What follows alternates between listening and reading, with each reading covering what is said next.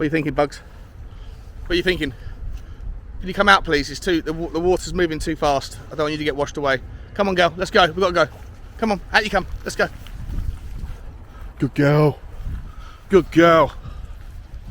Oh, morning, morning, morning. How you doing? Hope you're happy, healthy, doing the things you love with the people that you love doing them with. I'm going to try and squeeze in 4 or 5 different topics into this video, guys. So I'd like you to stick with it, because hopefully the last bit, I'll segment it all up, but hopefully it will be interesting when we get to the Champions League prize money stuff. Guys, let me start by saying, if you haven't already, please like, share and subscribe to the channel and to the video. Hit that notification bell as well, so that you can be alerted when the new content comes. Hit the first. And also, if you can be so kind as to drop a comment and let me know what your thoughts are on any of today's topics. And there's quite a few. So let me start by saying there's some transfer news, some injury news, some suspension news, and some spending money news. Let's start with the forward line first, shall we, guys? Harry Kane, as you know, is probably our only remaining last standing striker that we would look to for quality and for success on the field directly in the next 2-3 games, unless there's any movement on injuries. Harry Kane is 1 yellow card away from a suspension. Not what you wanted to read this morning, that if he gets a yellow card against Liverpool, then Harry Kane will miss the Leeds game. And unless there's any news or noise on the return from injury from RUSLAN or Decky, which there might be in just a second, then we could end up having started the season with 4, some would say world-class or at least very, very elite level forwards in the Tottenham Hotspur squad, to having to start a game with Lucas Moura and Brian Hill as our 2 recognised forwards, one of whom Conte doesn't want to play any minutes, and the other one is just returning from injury and has the high propensity of going missing in games. Really, really worrying. Let's hope it doesn't happen. Let's hope that Harry Kane can keep a clean bill of health, both physically and with his behaviour on the pitch, so that we can at least hobble our way through to the World Cup and at least put out some level of forwards. Now listen, I'm not trying to get anyone's hopes up here, but there is also some news out today that apparently KULUSEVSKI may just make it back in time to play for Tottenham before the World Cup. Now that would likely mean the Leeds game, not the Liverpool game or the Forest Cup game, but that he is ahead of schedule, and that they hope he will be back for the last game of the season. Personally, as much as I really want him back, and it's probably going to be even more forced or necessary if Harry Kane was to get suspended. But for me, I don't really want to see him rushed back just for the sake of playing 20 minutes in the final game before they have, whatever it is, 4 weeks off. He's not going to the World Cup, so like, why rush it? I'd rather, God forbid, he comes on, pulls a hammy again, his hammy breaks down and he disappears for another 6-8 weeks. It'd be a nightmare. I don't think it's necessary unless he's completely 100% fully fit. Let me know your thoughts. Would you want to see him back and take the risk? I mean, Leeds are a good team, but we should be able to have enough about us to be able to beat them, shouldn't we? It's a home game. I don't know. Lots to talk about, so I'm going to move on. There is already, guys, the news about, I'm going to stick with the injuries front. Harry Winks may be returning to Tottenham Hotspur. He is making a decision regarding an injury that he has to his ankle and whether surgery would be the right course of action. His club, Sampdoria, don't want him to have the surgery, and if he decides to do it, they don't want him at Sampdoria. They want him to return home to Tottenham and cancel the loan. He hasn't even played a minute, I don't believe, for Sampdoria yet, and so it goes from bad to worse for Harry Winks. I do feel for the guy a little bit, because look, say what you want about his quality as a player, but you never heard any rumblings about his professionalism ever coming into question. A very good trainer, a long servant of Tottenham Hotspur. Not good enough to stay at the club for where we want to go, but I wish him all the best. And look, I do feel for Sampdoria as well, paying the guys wages of someone who would be out for another 4 months if they were to go ahead with the surgery. I think it's probably likely that we'll see him back at Hotspur Way over January, over Christmas. Speaking of January, guys, the transfer window is right around the corner, and there is 2 transfer news items that I want to talk to you about today. One of them is the news that Tottenham have apparently already agreed, according to Il Giorno, I think it is, an Italian outlet, a newspaper. I don't know, I'm not familiar with the credibility of the various newspapers in Italy. It could be like a Express or Mirror or Sun, or it could be like a Times or a Telegraph or whatever that has a bit more like I say, credibility to it. But Il Giorno is saying that Paratici has already agreed, in principle, a 13 million euro bid for, or deal, for RUSLAN Malinovskyi, the Atalanta forward, who was long linked with us in the summer, and a player that, you know, personally I think would be a really good addition. He said it would be a dream come true for him to come to Tottenham Hotspur, and I like players that value the chance to play for a club like Tottenham, you know, especially in the current climate where there's suspicions that other players would rather let their club down unnecessarily to prioritise other personal achievements. Which, not to get off the topic, but I did read a comment yesterday after that post I did about Romero, and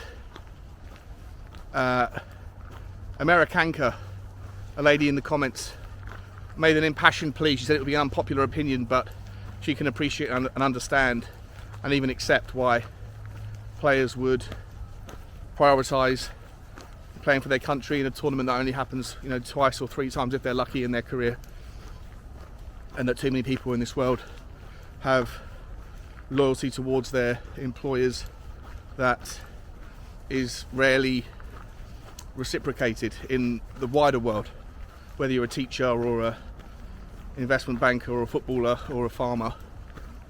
You know, it's a lot of give and not much take. And she made a very interesting take on it, and it did make me reassess. I'm still not sure how I feel about it. I think I can understand it in principle, but for me, Tottenham comes first, always, above England, above any other version of football. Anyway, back to the point. Malinovskyi is maybe coming. Listen, I think he's a far more secure, reliable, exciting version of a substitute to come off the bench than what we currently have in Lucas Moura or Brian Hill. Obviously, I think our squad is jam-packed at the moment with 25 players, and if he was to come in because he's not homegrown or you know, a youth player, he would fill up one of those spaces, and so one of those spaces would have to be vacated by a player that's there, and so you might end up seeing a Lucas Moura or a Brian Hill going on loan, or maybe we move a Pape Sarr out or somebody else, but it will have to be players going out before players coming in. For me, I'd be really excited to see Malinovskyi. I've watched him in detail on my Y Scout tool, and look, he is a very fluid player. He sort of hides in and amongst the gaps in the channels, difficult to pick up, makes good runs late into the box. He's got a powerhouse of a left foot, and look, at 13 million, he's not going to set the world alight, but I think he's a decent improvement on what we have, and could be a valuable addition. What I would also say is that he's not cup tied. Not that I think that we should be making any transfer decisions based on this season's Champions League run, but generally speaking, if Tottenham are looking to improve the standard of the players in the squad, then more often than not, you're going to have to go to Champions League teams and pick some of their players to improve. That would mean that if you're buying players that have already played in the Champions League this season, as far as I'm aware, that would make them cup tied. And so anyone that you pick up in January wouldn't be able to play in the last 16 or the quarters or whatever if we get there. And so Malinovskyi would make sense in that regard, but I don't think that we should be making any transfer decisions based on the presumption that we're going to go deep in this tournament. If we're honest with ourselves, I think that the last 16 is about par for course. About the expectation, if we get to the quarterfinals, I think we probably overachieved. There's definitely more than 8, teams in European football that are better, far better quality than Tottenham Hotspur. And if we go any further than that, then we've done really, really well. If we didn't get out of the group stages, though, given the quality of the group, I think that we would have been a massive disappointment and a serial underachiever once again. But we will see what happens there. One second, guys. So, for me, Malinovskyi, I'm happy for him to come in. As long as he's not the only forward, I still think we need that creative player. James Maddison's been often linked with us. We'll see what happens there. I'm not going to spend too much time talking about things that we already know. Here's a new one for you today. Inter Milan, right back, DENZEL Dumfries has been linked with Tottenham Hotspur, and with the player plus cash offer being touted as the structure of the deal, guess which player will be going the other direction? Emerson Royal. How do I feel about that? Well, listen, I understand that most people want to see the back of Emerson Royal, and I understand that most people are excited by the idea of signing a player who starts more often than he doesn't for Inter Milan in DENZEL Dumfries. It sounds good on paper, but guys, I spend a lot of time on a YouTube channel called Never a Foul, which is a neutral channel that has fans of loads of different teams on it all the time. But one of the hosts, the regular guys on there, is a wonderful guy called Mo, and he is a massive Inter Milan fan. And I asked him a couple of weeks ago about DENZEL Dumfries, and he said, and it's just obviously someone's opinion, but I trust this guy. He knows ball, and he knows so much about Tottenham, even though he doesn't support Tottenham. I'd imagine he knows Inter Milan like the back of his hand. And he says that DENZEL Dumfries is a terrible football player, an awful player who is nowhere near as good as Emerson Royal. And so, be careful what you wish for.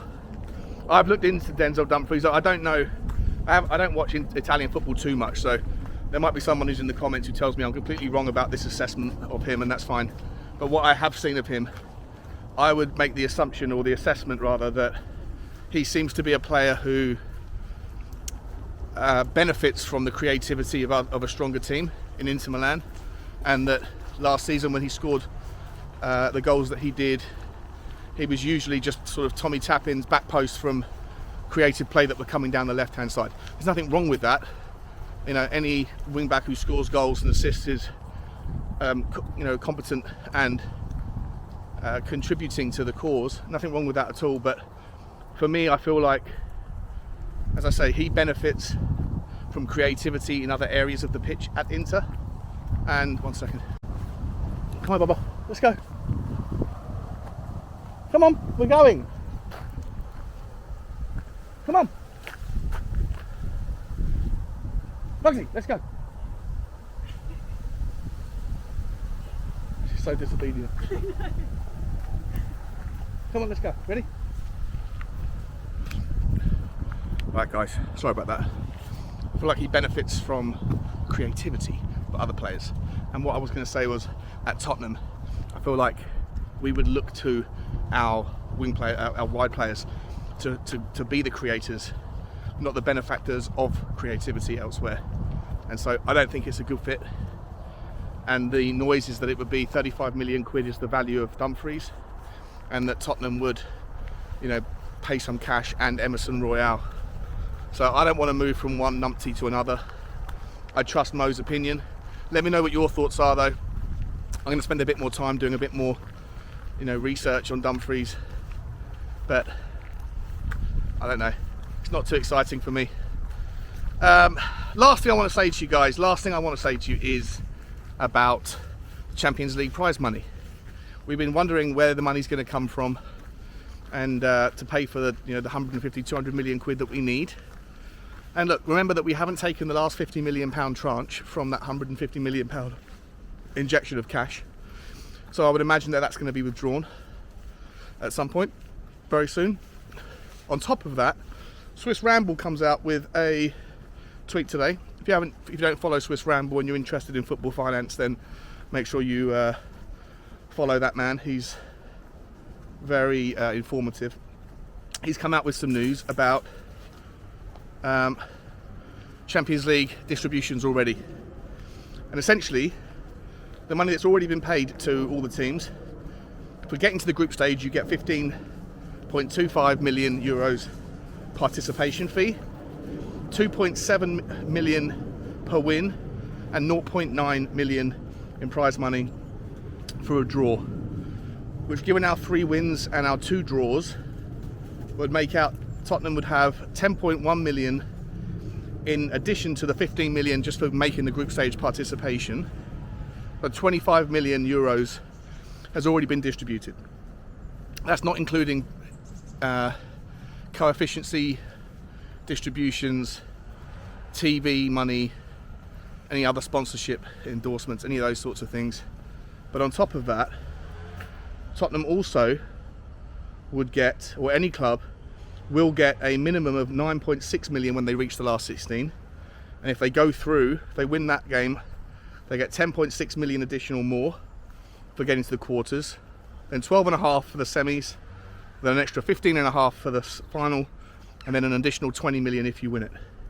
So big money. You can potentially walk away with 85.1 million in prize money alone if you go all the way in the Champions League. So Tottenham have already made 25, plus we've got an extra 10 guaranteed. But when you factor in TV money from BT Sports and the coefficiency distributions, I've got this here and you'll be able to see it on the screen. I'll put it on the screen. Tottenham have already made 64 million euros in combined revenues from being in the Champions League thus far and getting through to the last 16 at least, and the numbers will keep going up as long as we do well. So on the presumption that 50% of that money would get put into transfer kitties, maybe all of it, then there's another 50 million, say, on top of the 50 million that could be withdrawn. There's 100 million, and then Daniel Levy and Enoch and Joe Lewis, etc., can go about looking under the mattress or in Tottenham's coffers, which should be plentiful given the other money that comes into the club through Sky and through sponsorships and through match day sales, commercialization events, the NFL, etc.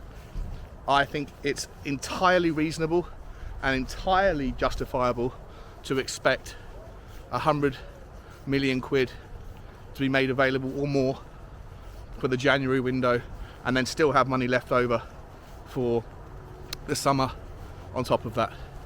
It's good things, guys, it's good things.